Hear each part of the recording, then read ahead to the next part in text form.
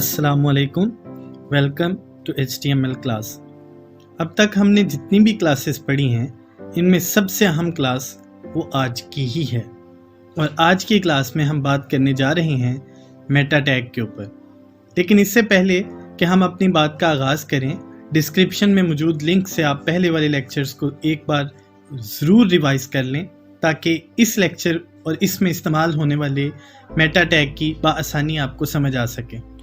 सबसे पहले हम लफ्ज़ी मानी से शुरू करते हैं। मेटा टैग को हम समझने के लिए पहले बात करते हैं मेटा डेटा की। मेटा डेटा से मुराद होता है डेटा अबाउट डेटा।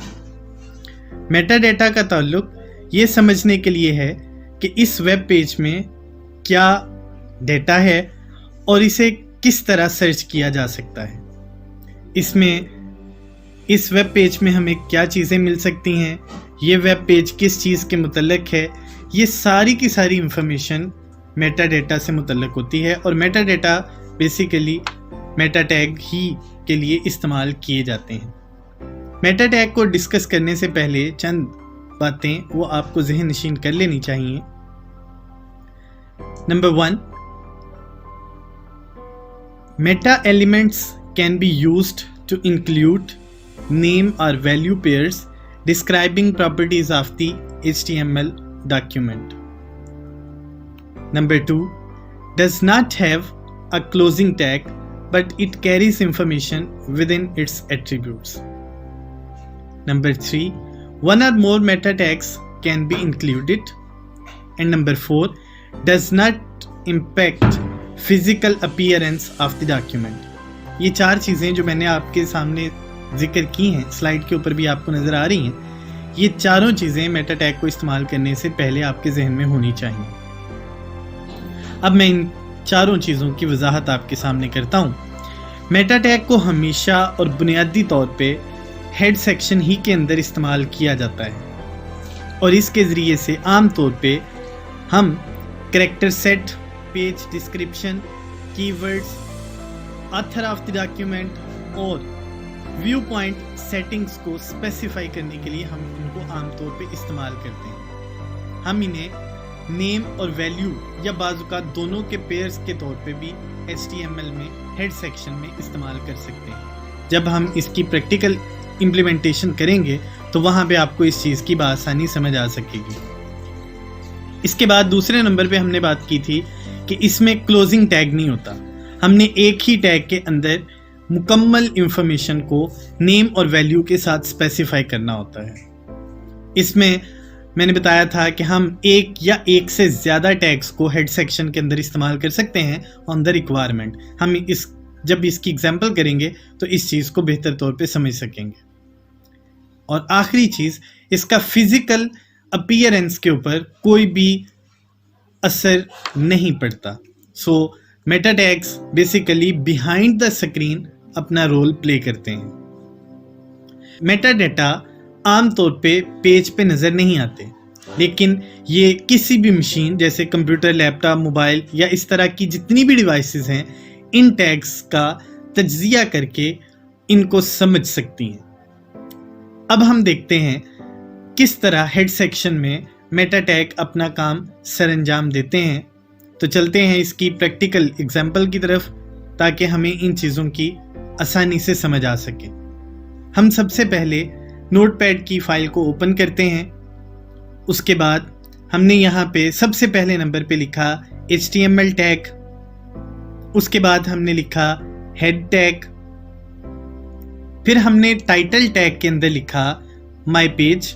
और अभी तक आपको इन टैग्स की आसानी समझ आ चुकी होगी कि इनको इस्तेमाल किस तरह करना है। अब यहाँ पे हम मेटा टैग को इस्तेमाल करते हैं। हमने मेटा टैग के लिए लिखना है मेटा, उसके बाद हम जैसे पहले पॉइंट के अंदर मैंने बताया था नेम और वैल्यू दोनों चीज़ें, और बाज़ औक़ात सिर्फ नेम के ज़रिए से भी हम इसको स्पेसिफाई कर सकते हैं। तो मैंने लिखा नेम इक्वल्स कीवर्ड, उसके बाद content equals HTML, Meta tags और मेटा डेटा।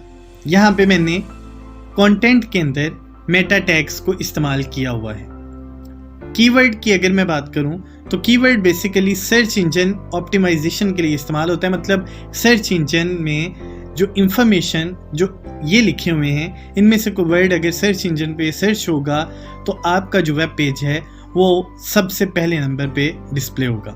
जितने कीवर्ड्स यूनिक होंगे उतना वेब पेज की ऑप्टिमाइजेशन वो आसान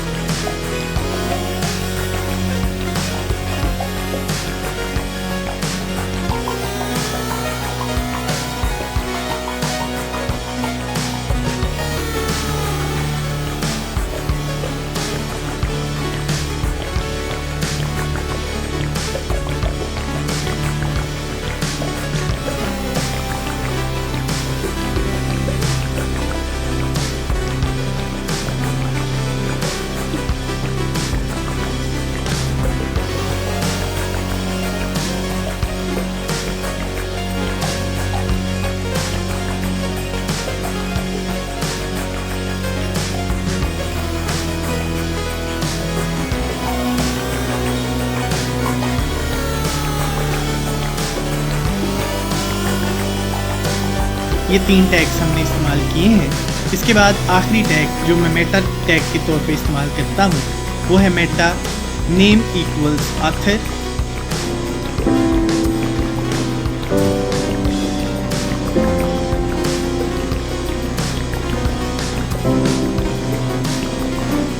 कंटेंट इक्वल्स प्रोफेसर हाशमी।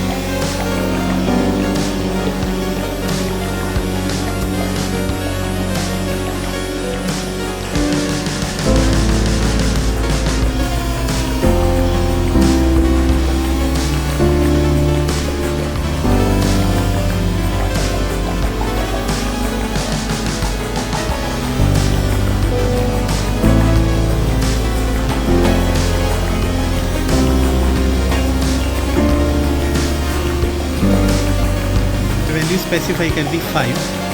उसके बाद मैं नीचे एक URL लिख देता हूँ। URL इक्वल्स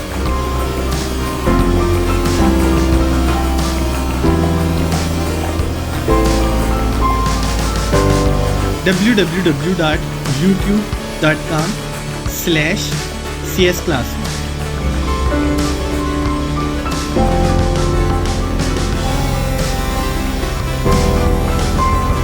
हेड सेक्शन को मैं यहाँ पे क्लोज कर देता हूँ।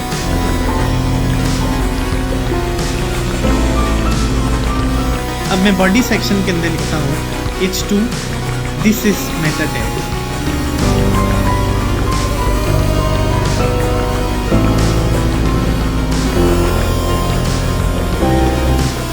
H2 को मैंने क्लोज कर दिया, बॉडी को मैंने क्लोज कर दिया और HTML को मैंने क्लोज कर दिया।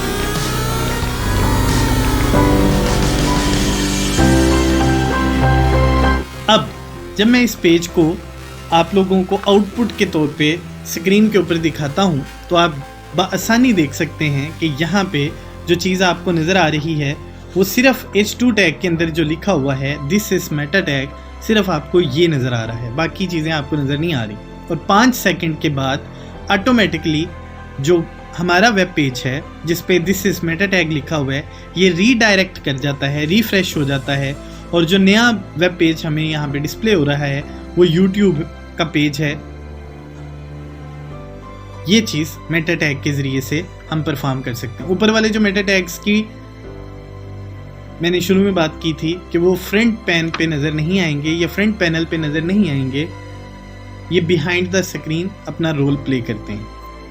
अगर इनको इस्तेमाल किया जाए तो आपके वेब पेज को जब किसी भी वेब ब्राउज़र से एक्सेस करना होगा तो वो आसान हो जाएगा। जी तो दोस्तों, अब हम बात करते हैं कमेंट्स की। ये बेसिकली ऐसी स्टेटमेंट्स होती हैं जो वेब ब्राउज़र पे नज़र नहीं आती।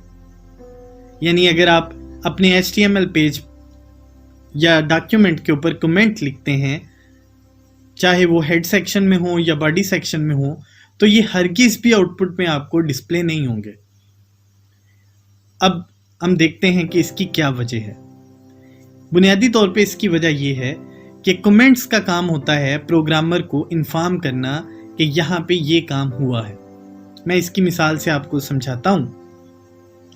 इसकी मिसाल इस तरह मैं आपको देता हूँ कि अगर मैं एक कंपनी के लिए वेब पेज बना रहा हूँ या मैंने बना दिया और कुछ अरसे बाद मेरी प्रमोशन हो गई और मैं किसी दूसरी कंपनी में चला गया, तो मेरी जगह पे आने वाला जो शख्स है इसको कैसे समझ आएगी कि वेब पेज में क्या हो रहा है, कहाँ पे कौन सा काम हमने किया हुआ है और कहाँ पे किस चीज़ को हमने इस्तेमाल किया है। तो ये सब दूसरों को अपनी अदम मौजूदगी में समझाने के लिए कि यहाँ पे ये काम हुआ है, हमें कमेंट्स की ज़रूरत पेश आती है। बाय डिफ़ॉल्ट ये कभी भी आउटपुट पे डिस्प्ले नहीं होंगे, लेकिन एक अच्छे प्रोग्रामर की, एक अच्छे वेब डेवलपर की ये रिस्पॉन्सिबिलिटी होती है कि वो कमेंट्स को ज़रूर मेंशन करे ताकि पता चले कि यहाँ पे ये काम हो रहा है। अब मैं एक वेब पेज आपको यहाँ बनाकर दिखाता हूँ जिसमें आप बआसानी देख सकेंगे कि कमेंट्स डिस्प्ले नहीं होते। हमने HTML टैग लिखा, फिर उसके बाद हेड टैग लिखा, टाइटल में मैंने लिख दिया माय पेज,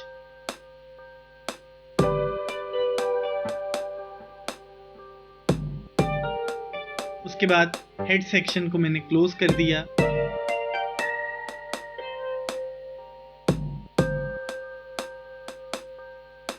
बॉडी टैग को मैंने ओपन किया।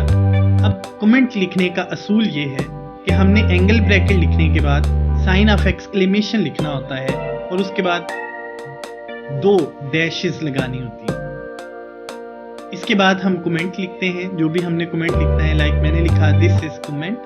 उसके बाद 2 स्लैशेस लगा के एंगल ब्रैकेट को क्लोज कर दिया जाता है। याद रहे जो इसका जनरल सिंटैक्स है वो angle bracket, exclamation sign, double dash, फिर क्लोज करने के लिए double dash, angle bracket, close, ये वाला सिंटैक्स। अब इसके बाद H2 टैग के अंदर हमने लिखा comments does not come in browser.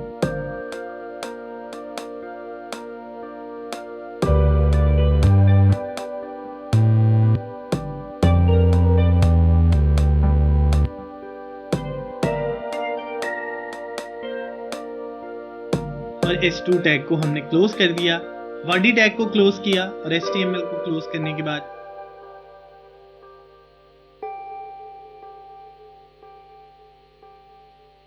जब मैं इस पेज को रन करता हूं तो रन करने के बाद आपको स्क्रीन पे दिखाई दे रहा है कि यहाँ पे जो हमारे पास आउटपुट है वो लिखी हुई है comments does not come in browser. This is comment is not displayed on screen because comments are not displayed on screen।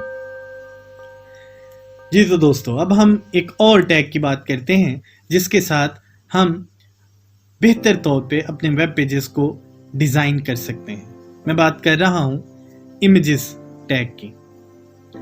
HTML page में हम इमेजेस को कैसे इंक्लूड करवाते हैं, हम अभी इसके ऊपर बात करते हैं। हम इमेज टैग इस्तेमाल करेंगे जिसके साथ हम किसी भी इमेज को अपने वेब पेज में शामिल करके वेब पेज को यूनिक बना सकते हैं।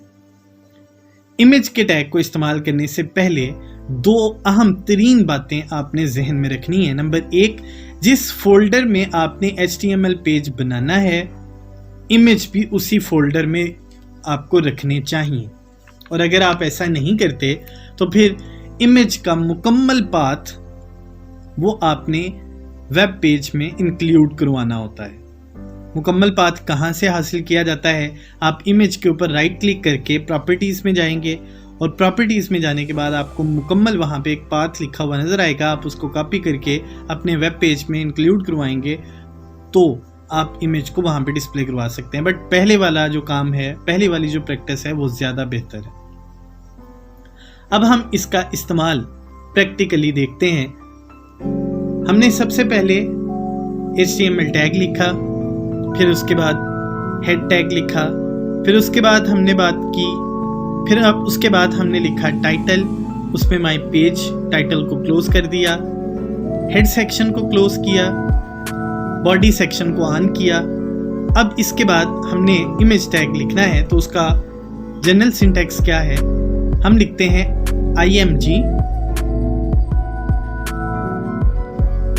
IMG शॉर्ट फॉर्म है इमेज की, इक्वल्स, हमने जो फोल्डर बनाया था उसका नाम था इमेजेस, और उसमें मैंने सिंपली एक लोगो उसको सिलेक्ट किया।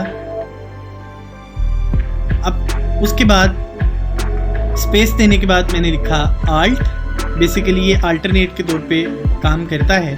अल्टरनेट क्या चीज़ होती है इस पे अभी थोड़ी देर में बात करते हैं। यहाँ पे मैंने टेक्स्ट लिख दिया CS क्लासरूम, फिर इसके बाद मैंने यहाँ पे बॉर्डर इक्वल्स 0 और अलाइन इक्वल्स लेफ्ट।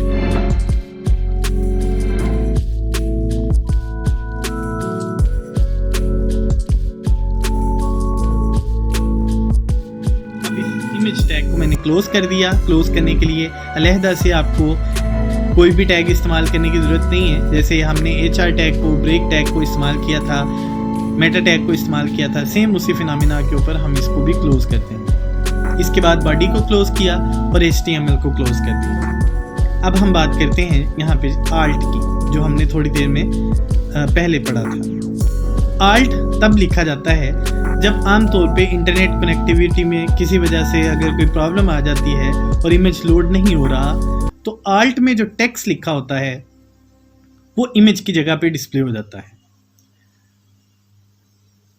मैं इसकी एग्जांपल से आपको यहाँ पे समझाता हूँ। आप स्क्रीन पे देख रहे हैं कि अगर हम इमेज में कोई गलती कर देते हैं या उसका पाथ प्रॉपर नहीं देते, तो उसकी वजह से इमेज जो लोड नहीं हुआ उसकी जगह पे उसका जो टेक्स्ट था वो यहाँ पे डिस्प्ले हो गया।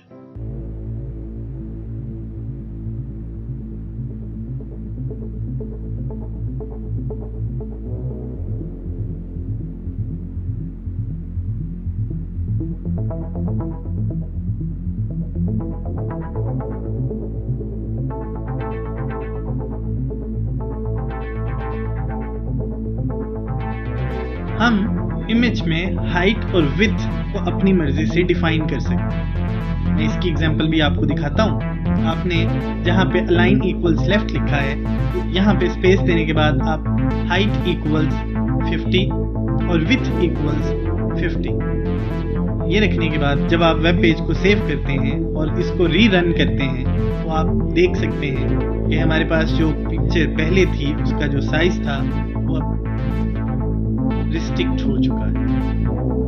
हम इसकी अलाइनमेंट को चेंज कर सकते हैं। हम चाहें तो इसको राइट अलाइनमेंट भी कर सकते हैं, सेंटर अलाइनमेंट, वो आपकी अपनी ऑप्शन और अपनी सिलेक्शन के ऊपर।